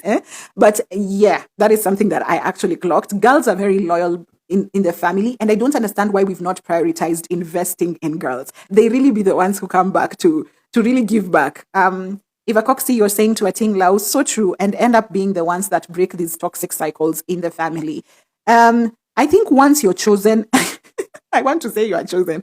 Once you're chosen to be the one to cut cycles, what are they called? To break cycles.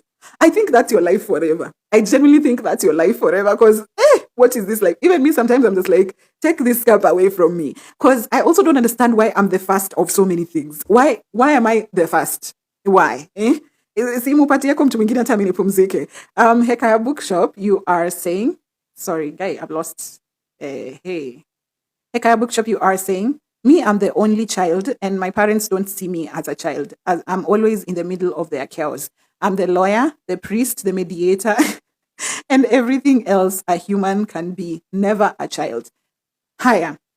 Season 4, last year, yes, we had an episode on only children. We actually had 2 episodes. One, they were bundled up with the twins, and the second one, we just had like 2 only children. And this was very prominent that the parents sort of carried you around like an adult. The parents didn't consider you a child. And so you find that you're like the third party in their relationship. And I'm just sending you so much love, because me, I thought only kids had the softest life ever. But right now, just hearing from only children, hey, you guys for siblings, by the way, you're fine. At least you had people to take your anger out on. You are fine. So I'm sending you so much love. And this is very common for parents, I think older parents who had only children. Right now, I see a lot of millennials and a lot of Gen Zs are only having one child, and they're saying that's the capacity that they have. So I'm guessing in the future, we'll have a lot more children who are only children in their families. So I'm guessing that dynamic will also change, because I see the only children now, and I've said I always give my flowers to Gen Z and millennial parents. You're doing a bang up job. I see that they're very keen to protect the kids, and that's the reason for even having just one child. They're just like, I want my child to have everything. I'll not have too many children, and then now I'll have to divide the resources. So I think the children right now are very much loved, and it's beautiful. I really love to see it. Emily Wilson, you're saying, Atinglau, what if they have a disability and parents don't want to show you? If they have a disability and parents don't want to show you. Now, there's another episode that I'll shoot in another project that I wanted us to talk about, the glass child. The glass child is the sibling to a child who has a disability, and therefore, by just that setup, you will be neglected by your parents, your relatives generally, because your sibling requires special attention. So there is a term as glass child for siblings who have actually grown up with disabled siblings, and they sort of like are neglected. And it's a whole science, and it's sort of as if you really can't feel guilty. You really can't feel you actually feel guilty for wanting attention. You feel guilty for wanting the love that parents should have given to you as well. And you feel guilty because you know that your sibling requires that extra attention. But at the end of the day, it doesn't negate that you two are human, you two are a child, you two want these things. So yeah, there is that. And this is my privileged perspective. If you get your firstborn and they're a child who requires special needs, I would ask you not to have other children. Please just have that one. And also, if you had a firstborn and then your secondborn probably is a child who will require special needs, please stop at that. Don't have any more children. Don't add, because this second child will require, there's a lot of attention that goes into a child who requires special needs. So even for your own peace as a parent and for your own sanity, I would urge that. I really would urge that, so that also kids have like a good, they have a good quality of life. Eva Coxie, you're saying, Hekaya Bookshop, virtual hugs, that burden is heavy. It must be. It really must be. Emily Wilson, you're responding to Ating Lao and saying, think of it, a kid with high IQ is loved more. Low IQ is given more attention. Okay, but a high IQ feels less loved, but they are really loved. The low IQ needs attention. So I think what you're talking about is like the glass child. Maybe I don't know what you're referring to as low IQ, but I'm guessing that's the child who requires special attention. And that is very much so. Sometimes if this parent has to split their attention between 2 kids and one kid requires special attention, the other one will definitely feel neglected. I guess that's where the term glass child comes in, because we realize there's now a whole, what is it called? There's a whole dynamic that's involved in this now. Emily Wilson, you continues to say, and affirmation, and it must be given. So poor communication, or it goes back to pure communication. So I think as a parent with a child with special needs, you'll have to work so much harder for the child who doesn't require that much attention to also feel loved. So I guess it is easier if this is a 2-parent household. If it's a 1-parent household, I don't even want to imagine. It must be a lot. And let me just send love, because Hekaya Bookshop, you're responding to Eva, and you're saying, to be honest, it's the hardest. I'm dealing with 20 years now. nikiona simu nachoka. I need a support group because I feel no one understands me. Point of view, my husband comes from a perfect family. Yo, I really get you. I know someone else who has the exact same experience as you and is an only child. So I'll tell them, and if they want to reach out, well and good. If you want to start a support group, well and good. Well and good. But yes, I do understand your point of view very, very much. Emily Wilson, you're saying, by not having kids, and do you know you'll never satisfy anyone with love? You might do your best to the kid and still comes out as bad parenting. No. You can do your best to the best of your capacity. Like our parents really did the best with what they had, and we don't fault them for it. And I usually say, even me, as I try to unpack my traumas here and do whatever it is that I'm doing, my parents didn't intend to harm me or wound me in any way. They were doing their best, what they thought would be best for their children. And I don't think there's a good parent who wants to harm their children. So at the end of the day, the things that we pick up as trauma are the things that parents were sort of, it was a blind spot to them. They were busy trying to make sure that you were okay and all of this, that they might have missed things here and there. We also cannot fault parents completely. They too are human. So yes, hey, you never satisfy anyone with love. You might need to do your best. And kid come out as bad parenting. And also some kids, vile tulisema last week, some kids will drive you up a wall. Some kids will really get you there. So, sometimes you might do everything right, but you got a child with a particular temperament. And I think that's what in Africa we describe as they took up after someone. This one took up after my grandfather. This one took up after. So that temperament you can't control, but you can do everything that you can as a parent. And if your child turns out to be just completely ungovernable, we are sending you prayers. Let's send you prayers and glucose for now, because we don't know. Eva, you are responding to Hekaya Bookshop, and you are saying, focus on your hubby and your family first. Seek counseling to learn the tools personal to you on how you can show up for your parents and honor yourself as well. Olive can help. I'm not sure if I can really help with unpacking such things. But yeah, that is therapy. That one is for therapy, so you can be able to unpack the relationship you have with your parents.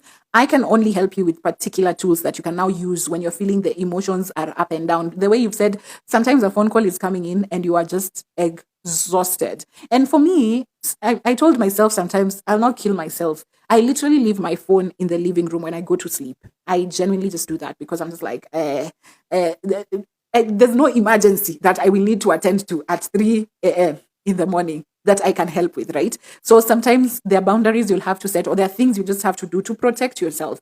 You don't have to answer all the calls that come in. Sometimes, I told myself, sometimes when I tell people, when you call me and I don't answer, text. And once I started that rule, people sometimes call me, I don't answer, and they don't text. And I never get back to them. And they never get back to me, even for a year or so. And I'm just like, so whatever they were calling for wasn't exactly an emergency. And you have found that if you'd have answered that call, they'd have been in very urgent emergency that needs you right now. But somehow, when you don't answer, they don't even care to reach out again. And then they just go and that emergency will be solved. So at the end of the day, there are particular tools that you can decide to adopt in your life to just help you navigate, especially when the emotions are high. Because I also know, being the only child, it's most probable that your parents are also using you as the emotional cushion. You're the one they're reaching out to when something, this and that has happened. You're the one literally taking in all their grievances, and that can't be healthy. And literally, you have another family to take care of. So, vile Eva amesema, you and your husband take care of yourselves. Everyone else, they find other people to take care of them. Agawanya 10, you are saying, huyo mtoto upendwa sana, ndio huchapa wazazi character development properly. Ask me, guys. That is, let me count the ones I know. That's true, by the way. One or two favorites. Favorites wanafanyanga parents mwosho mmoja. That's true. I actually agree. If anyone else knows these examples, please tell us. Yes, it's true. Watoto hufanyisha wazazi character development. I am the neglected child. I am that neglected childhood, especially emotionally, and I agree, we become 100% successful. Hekaya Bookshop, you say that. Oh, okay. So a lot of people are agreeing with the neglected child being the more successful in future. I'm really wondering, because at a part of me actually believed the ones who are affirmed most also become very successful because they can almost go for things without questioning themselves. But I guess it's a 50-50. Emily Wilson, you say, what made you think you were neglected? What made you be sure you are neglected or less loved? They just don't attend to you. It's as simple as that. They just don't attend to you. You'll figure out your ways. And for me also, I was sort of like, what is it called? I was sort of blamed for everything. Even if something happened in Egypt, somehow it will find its way and it will be Olive. Where were you when this thing was happening in Egypt? When a pyramid collapsed in Cairo, where were you? So at the end of the day, you just realize, and that's what breed. What is the past tense for breed? That's what breeded my hyper independence and hyper vigilance. I know you sort of as a child internalize that you are alone, and so you have yourself to protect you, and you also only have yourself to rely on. So that's where it comes from. And I see my sisters as sort of like, they're very easy to ask for help. They're very easy to go to people and just like, they can build community and they can get help very easily. And for me, it sort of like was drummed in me that you only have yourself. And if you drop the ball, it's only you who will suffer the consequences. So I know that doesn't come from nowhere. Of course, it came from years of you realizing you are on your own. Years of you realizing this will be blamed on you. You have to figure out how to counter it before it blows out of proportion and all of that. But at the end of the day, you start realizing you are on your own when you are a child. So by the time you're an adult, you're super hyper independent. And that's where it came from. And that's how you know you are a neglected child. There's no greater science to it. Oluochila, you were saying, I think the neglected ones find closure earlier enough than that they are on their own. Exactly what I just said. It sort of gives a drive to really work hard and change the narrative. This is exactly what I've just talked about, and I agree with you 100%. And in my what people don't warn you about when you are the neglected child, when you work hard and finally get to the point where you've really done well for yourself, now these people who neglected you shift their attention to you. Now, this one that you built by yourself, share with us now. That one, you are never prepared for. You're only prepared for, I'm alone. And once you've worked in this aloneness, you've gotten to the point where you're now stable. You look around and you're like, okay, now the people who neglected you are now here. And why are you stable alone? You are supposed to support us, right? Like, why are you so selfish? Hey, neglected children. Nataka niwaombe. Emily Wilson, you're saying Angawanya, you're responding to Angawanya and you're telling her that's tough love. And Poetry Dolly Art, you're saying, on being the first, thank you for sharing your journey online. I'm also a first. I'm exhausted. When you're a first, you just need 12 hours of sleep. And then you wake up and do it again. Being a first at things is hard. It's hard, but it's sort of fulfilling. And you don't know how else to do things. You don't know how to toe the line. You feel physically suffocated when you have to do things according to the template that you've been given. So as a first, there's a fulfillment that comes with doing things your own way, but it also comes with a lot of pushback. It comes with a lot of pushback. It's just a war. Every day you wake up, you are just fighting for no apparent reason. Sending so much love to all the neglected children and the ones who are doing it for the first time. The breakers of cycles. Let me just send you glucose. You say, tutafanyaje. Thank nature, you are the only child. Ati, Emily Wilson, you're saying, at a bookshop, thank nature, you are the only child. Why should she be thankful? She has her own wounds that she's fighting. Ati, imagine mngekuwa watatu. What is so wrong with kukua watatu? I don't get it. Why should she be grateful? Because even only children are really suffering. Rono Kipkemboi, hujambo. Hujambo to you too. How are you doing this morning? We are almost closing up on our podcast, but karibu sana. Poetry Deliat, you're saying, nimekumbuka the ones who have a child after a special needs child to harvest the organs from the second child. Bone marrow, transfer, blood transfusion, kidneys, eat. Hey! Stop, because I think I saw a certain story. I don't know if it was on TikTok. Hey, lakini hapana. You guys are not real. Having a second child, raising them so as to feed organs to the second one, to the first one. We think we are dealing with humans. A lot of times we think we are dealing with humans. Na tutashangaa sana. Emily Wilson, you are saying fair love from parents to kids. Sure, kids you can balance with your life, love life, work, and not feel stressed. yes, have a number of kids that you can be able to support well financially, emotionally, and mentally, and heavy on the emotionally and mentally. She finally followed you. You are saying, but Olive, being an emotional cushion is normal in an African home. It shouldn't be normal. I've met children who are not emotional cushions in their home, so I believe it's not normal. It should not happen. It's it's hiyo word imepotea. It's common. It's common, but it's not normal. Just because it's common doesn't make it normal. You shouldn't be an emotional cushion to anyone, not even just your parents, even friends and family. Don't be an emotional cushion. You can be the support system. You're there for them when they're going through things. They're there for you when you're going through things. There's a certain symbiotic relationship with the people around you, but being an emotional cushion, I refuse. I refuse. You shouldn't be. And I hope if for you, it's happening to you, I hope you start building up like boundaries, because I know it doesn't feel good. It doesn't feel good that every time someone is experiencing the most, it is you. Hey, Nani, da da da da da da da. It's a lot, because even you're going through your own things. And I doubt when you are the emotional cushion, if you rely on the people who rely on you for them to support you emotionally. A lot of times it's very one-sided, because you, when now you're struggling, they are not a safe place to go to. And you might find that a lot of times, if now I go to this person who comes for me for emotional support, a lot of the times, I'll start with my story, and then halfway through, they'll turn it into their story, and now it becomes now me supporting them again. So, yeah, it's common in African homes, but it's not normal. I've met adults who've not grown up in, who their parents doesn't rely on them for emotional support, and that's a good thing. It's a good thing that we all hope to practice if we ever get kids. Guy Dolly Arts, you are saying, she finally followed you. That doesn't mean it's right. It doesn't mean that you should be the case, that it should be the case. I agree with you. I think that's exactly what I just said. And it's normal. And which African home? Emily Wilson, you're asking. No, it's not normal. Or you're telling she finally followed you that it's not normal, and in which African home? No, it's very widely practiced actually, Emily. A lot of African homes, children are emotional cushions for their parents. Do you know the number of children, the number of people who are called by their parents, and they're just like, sasa huyu dada yako Olive amekata kuenda shule, ebu ongea na yeye. How many of us get to receive those calls, eh? This your sister, she wants to take this course for medicine. I think she should do law.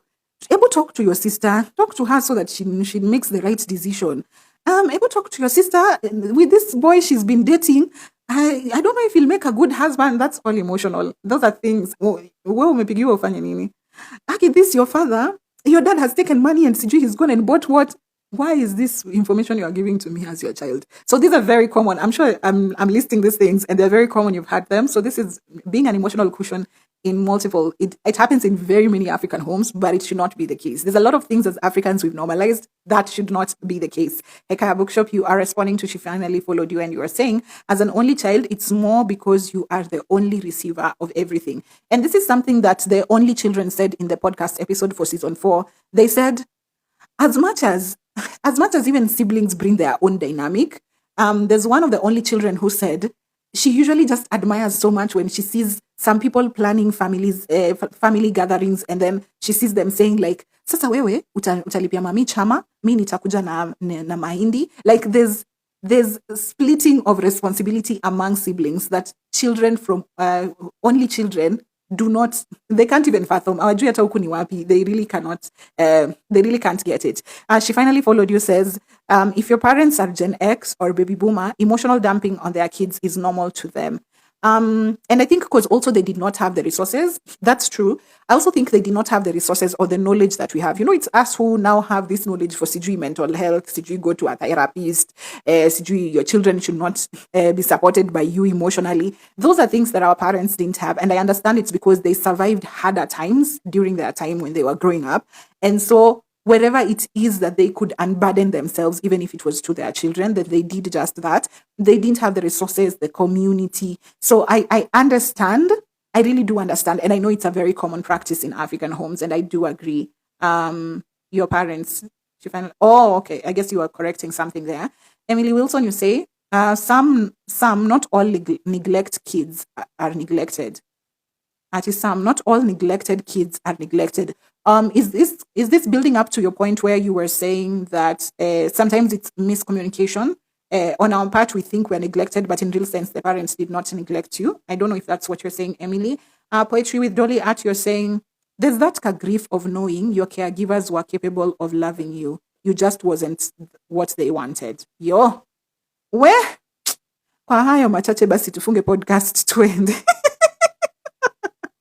When you know they had the capacity to, but it's not you they want to extend that capacity to. And sometimes it's very evident. Like you could be seated and you see how the favors go to a particular person and not you per se. And you just know. I mean, you just that grief is heavy. It is heavy. And that's one of the things I guess you will deal with, especially when you start to cut off things, distance yourself. It is one of those things. Oluchila, you are saying it's true. The moment you are stable, it's true, I guess. The moment you are stable, your neglectors pose as your responsibility. I was the one who figured out everything on my own, I guess. Marinated as responsible.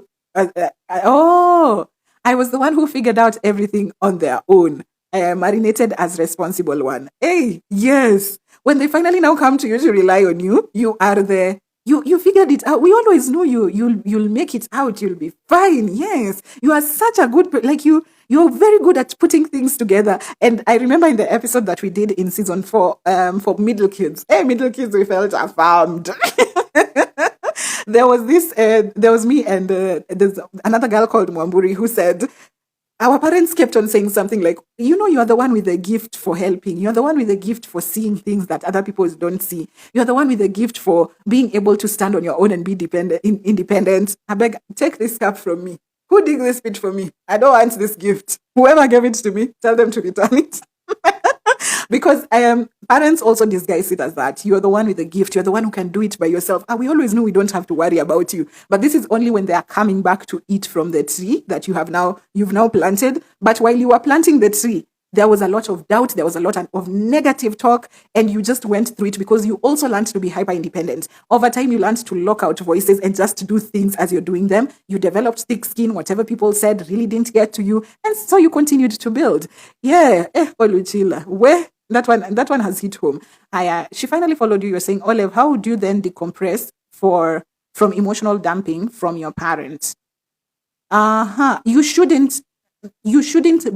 parents shouldn't be emotional dumping on you. That is fast. But if they do already, because sometimes parents do it even from a young age. So it's not like you've already left the house, you can distance yourself from them. When you're a child, there's really no escape. And at the time, you don't even know this parent is burdening you. Only later on, when you realize, Apana, why am I handling all your problems?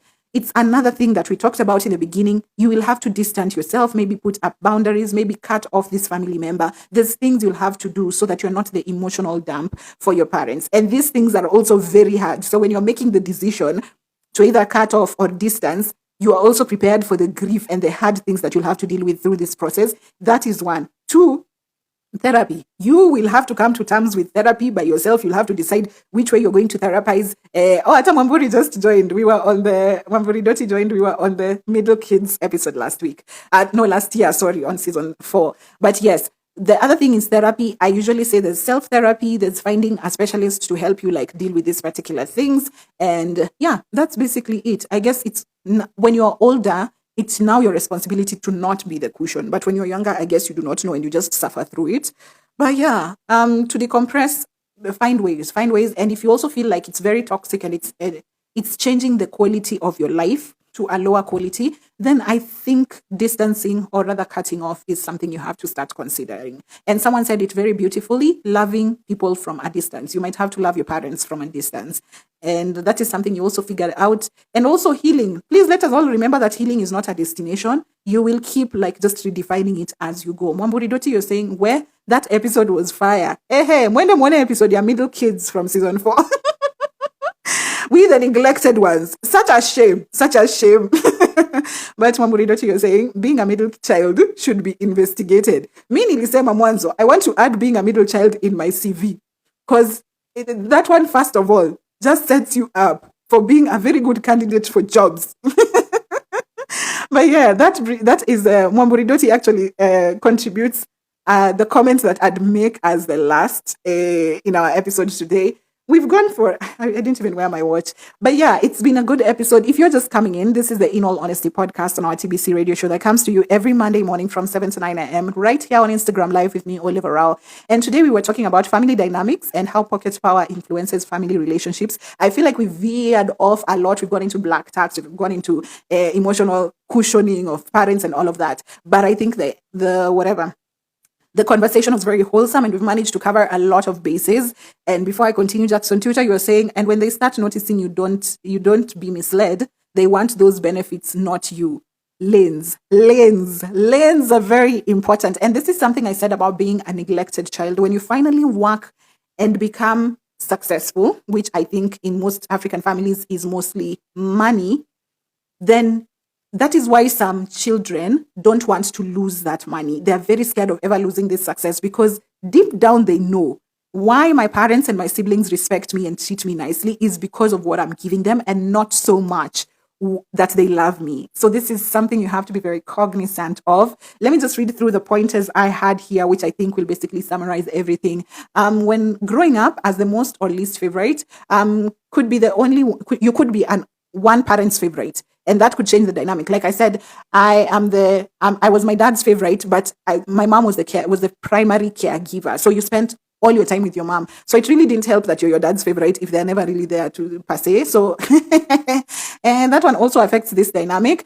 Bigger families have more cliques. We've seen this like when I was growing up, my elder sister and brother were very close together. And then my younger sisters were also close together. So so there was like 3 silos in the house. And imagine we were only 5. But I've seen even bigger families with now like bigger cliques. So the size of the family also will change this dynamic. Are the favorites more likely to become successful? We found out everyone is actually agreeing that the neglected ones are actually the ones who become more successful later on in life because they are really working by themselves and they know they only have themselves. So they are very driven. And what happens to those who are completely invisible? Did we discuss that? And there are kids who are completely invisible. I think it's the neglected ones. And we've talked about favorites often can't clock their privilege. Usually when you're privileged, we cannot blame you for your privilege, but usually you're not able to recognize it. So it would just be nice to also be aware of the people around you so that you're not hurting, not hurting, but just to be aware. Just be aware that people don't have the same privilege as you. And we noted that children who were favorites don't know they are favorites. They think this is normal to be supported by your parents. It's normal to ask for things from your parents and they give you. They don't realize that their sibling does not have these privileges. So yeah, we don't blame you for it. Please never apologize for being privileged in a particular way. Just be aware that other people don't have the privilege that you have. And so you just hold space for people who have different experiences from you. And also when it comes to adult dynamics, on the topic of family dynamics, how pocket power influences family relationships, it's not just family. Society generally respects moneyed people. So I have seen even experiences where the birth order stops to matter. Unajua, birth order is important when you guys are kids. Once you grow up, if the thirdborn is richer than the firstborn will have to mop the house or do things for the thirdborn. So at the end of the day, money speaks. And sadly, even in African homes, money is what speaks. And you will see the parents' loyalty shift according to which sibling has the most money. And also savior complex of the now new Igwe of the family. There's also the one who becomes successful, and it's sort of the one who everyone is taking orders from in the family. And they usually take up this savior. They have this savior complex for they need to fix everything. And sort of because they have the money, they also they're control freaks. They want things to happen exactly the way they planned them. So they'll want, you'll see your moneyed sibling is the one choosing the courses you will do, is the one choosing where your parents will build the house, is the one, like there's a lot of savior complex and you sort of have to answer to them. And they often do not like the sibling who does not answer to them directly because I have the money and I'm supposed to be calling the shots. It actually supersedes assistant parent. It really goes to Jesus. It really goes to now, I need to save everyone. We've talked about some people even trying to rewrite their history to make it seem as if they grew up better than they did because now they want to fix the family picture. It's a lot. If you have savior complex, you're the one who's looking for a wife for your husband, for your sister, you're looking for a wife for your brother. You're trying to cover up your drunkard sister. You're trying to get jobs and fly people out of the country so that they don't see whatever it is that is ailing your family. I beg, rest. You are not God. Rest. We know you have money, but rest. Working for validation, especially if you dropped the ball at some point.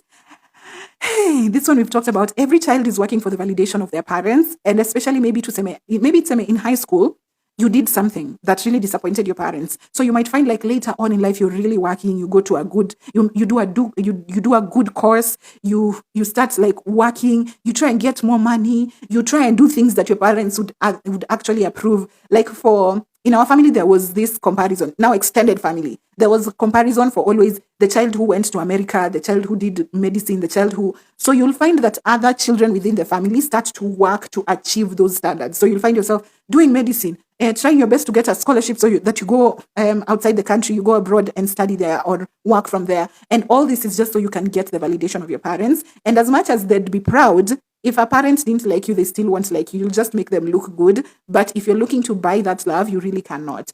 And these dynamics are different when it comes to whether you are a poor family, whether you grew up in a middle class family, or you came from an affluent family. The dynamics really change. I've seen affluent families wanting the kids to do specific things. So that is how you find some very rich families where the kids are really struggling with their mental. Because autonomy does not exist in extremely affluent families. You might find the middle class families try to look affluent, and therefore they set extremely high standards for their kids that are sometimes even not achievable, and therefore that puts a lot of pressure on the kids. And you might find kids are also struggling with mental issues because there's now a lot of pressure. Like, you didn't grow up with certain resources, but you're supposed to emulate particular people who grew up with those said resources. And then if you come from a poor home, you're also working to escape from where you came from. It could be two things. You're working to escape from where you came from, or you've normalized whatever it is, whatever life you lived in.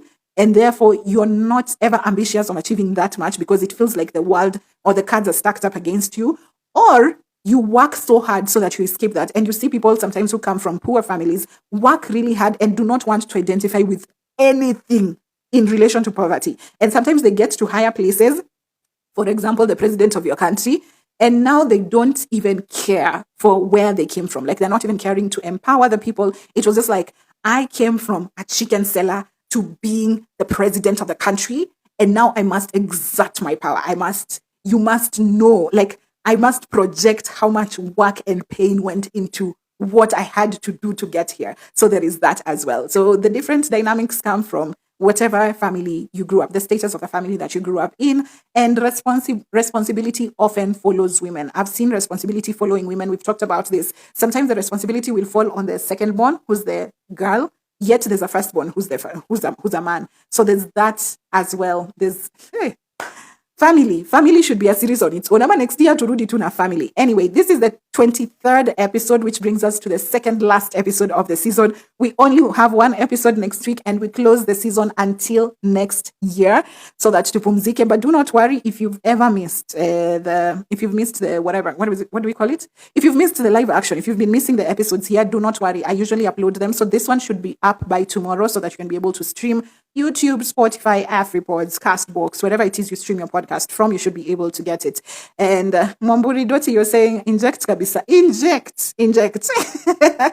Also, the neglected children become very smart. They are very highly emotionally intelligent. And on that note, check out byolive.com. I give you emotional intelligence tools. Those are basically things that you can use for self-therapy at home and also to support your dilemmas. So things like EQ coaching and audiobooks for self-help. Those are things that help you get through particular things that you're going through in your life. And it's not therapy. I'm very keen to tell you that it's not therapy. It's very situational and solution-based. Like right now, there's a project at work that you're fighting your boss for. Come and then we figure out, like we draw a map for what we can do with that situation. Someone owes you money, and you need thugs waende wamu massage. We can talk about it. So it's very situational, and it's looking for a solution for a particular problem. So that's what we do at Emotional Intelligence Hub. Check out byolive.com. The link is always in my bio, and I hope you find something that really helps you through life. Even I really recommend our emotional intelligence tools. They're the ones you use at home tools that you can just use to regulate your emotions, feel your feelings, and actually know how to react to people who are trying to trigger you and all of that. It really helps. Waiganjo, you're telling me, tell me about it. I'm a second born daughter. Karibu sana. Karibu kwa podcast yenye inaisha. Utapata episode kesho yote. It's so that you can, because we've discussed all of these things. And I'm sending you so much love. To the neglected kids, sending you so much love. To the kids who are the favorite, and now they're sort of in they don't know what is happening. They live in there's a glitch because your parents' loyalty is changing and you don't understand how to work with that because you've always existed in this privilege. I'm also sending you love because it must not be easy. And for only children, we've also talked about them here. Then, wacha niwatumie glucose kwanza because hey, they don't matter unasema massage, deep tissue. Hey, someone owes you money, someone is doing you dirty, they want to play dirty. And I've always said this, in emotional intelligence, we don't kill them with kindness, we match energy. And we say if you throw the first punch, if someone throws the first punch, you cannot dictate how the fight goes from there, okay? If you punch someone and they pull out a knife, my friend, we pambana tu na hali yako because you should have kept your hands to yourself. So that's what, those are some of the things that we move with in emotional intelligence. You cannot always kill them with kindness. Bad people will continue getting away if you continue to enable them with your kindness. So we match energy. And with that, that brings us to the end of our podcast episode today. This has been the In All Honesty podcast on our TBC radio show that comes to you every Monday morning from 7 to 9 a.m. right here on Instagram Live. And today we were talking about family dynamics, how pocket power influences family relationships. Catch the episode tomorrow. Thank you so much for being part. Thank you so much for contributing. Had lots of fun and bless you so much for being part. Until next Monday, this has been the In All Honesty podcast. Love you. Have a good week. Muji Bambe. I want to play a song here for you. I'm really taking TikTok songs. So we started with Sarungano by the Redeemed Family Zimbabwe. And now we're going to do Zaituni Wambui with Tamu. I know this one, you know it. So bye. Until next week. Take care of yourselves. Yay!